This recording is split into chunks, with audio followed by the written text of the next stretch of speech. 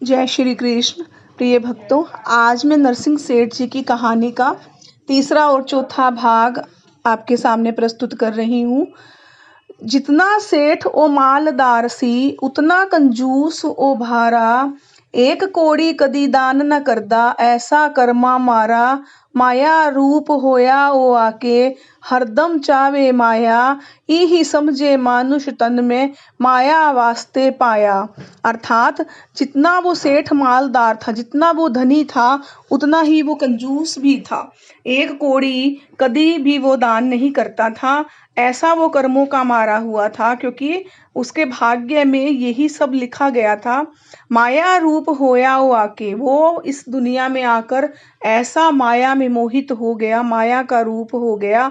हरदम चावे माया, हरदम वो ये चाहता था कि मेरे पास माया इकट्ठी होती रहे, धन मैं एकत्रित करता रहूं। यही समझे मानुष तन में, वो यही समझता था कि मानुष तन में माया वास्ते पाया।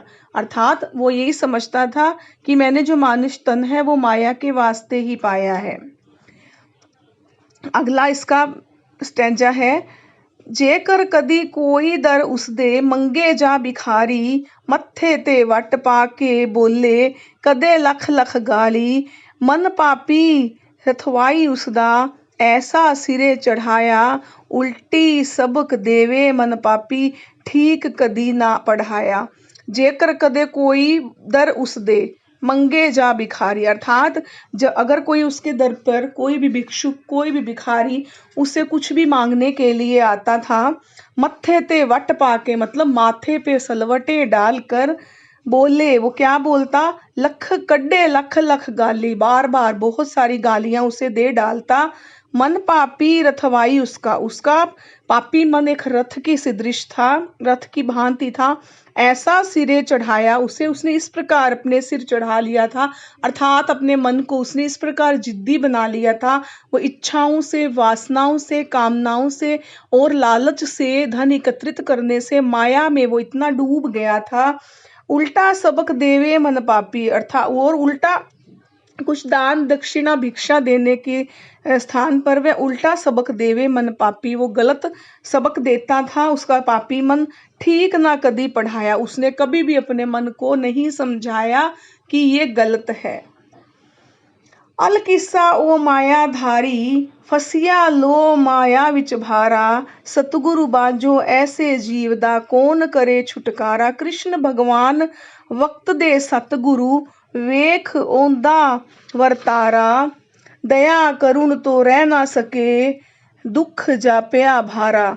अर्थात उस समय उसके जो समकालीन भगवान श्री कृष्ण थे, उस समय में वो नरसिंह सेठ हुआ था। तो अलकिसा ओया ओह मायाधारी, उसका जो इस प्रकार का मायाधारी होने का किस्सा था। फसिया लोभ विच भारा, वो बहुत ही लोभ में फंस गया था। सतगुरु बांझो ऐसे जीव का मतलब, सतगुरु जो भगवान होते हैं, जिन्हें हम सांसारिक गुरु मानते हैं या आध्यात्मिक गुरु मानते हैं या फिर ईश्वर कोई कुछ लोग अपना भगवान मानते हैं, तो उस गुरु के जो उस गुरु से जो वंचित हो, जिसको ये ज्ञान प्राप्त ना हो सका हो, उस जीव का कौन करेगा छुटकारा, कौन उसे समझाएगा, कौन उसे भवसागर से पार लगाएगा। कृष्ण भगवान वक्त दे सतगुरु, उस समय भगवान श्री कृष्ण विराजमान थे और उसका यही इस प्रकार का जो उसका हाल था, उसकी इस प्रकार की चर्चा को जानकर दया करना तो रह ना सके। वो दया करने से वो करुणा निधान अपने आप को रोक नहीं पाए। दुख जाप्या भारा, उन्हें बहुत ही भारी दुख आन पड़ा, क्योंकि जब भगवान पिछले जन्मों के कर्मों के लिए ही हमें इस बार हमें जन्म देते हैं, और जब हमारे मन में जरा सा बीज भी, उनके लेश मात्र भी अगर उनकी भक्ति का बीज हमारे अंदर होता है, तो ईश्वर की कृपा से ही होता है। और वो अगर ये हमारा कल्याण करना चाहते हैं तो किसी भी बहाने से वो अपने पास बुलाते हैं या स्वयं भक्त के पास अपना रूप बदल कर आ जाते हैं। तो इसी प्रकार भगवान कृष्ण ने भी किया।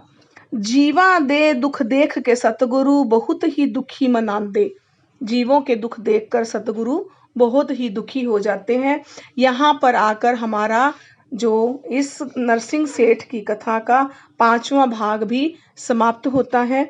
कल मैं आपको इसका छठा, सातवां और आठवां भाग इस कहानी का सुनाऊंगी। तब तक के लिए भगवान श्री कृष्ण की जय बोलिएगा। सभी सुखी रहिएगा, स्वस्थ रहिएगा और भगवान का नाम ही रटते रहना है। और साथ ही हमें अपने जो रोज के दिनचर्या के काम भी करने हैं, साथ ही इस संसार में इनके साथ चलना है। जय श्री कृष्ण।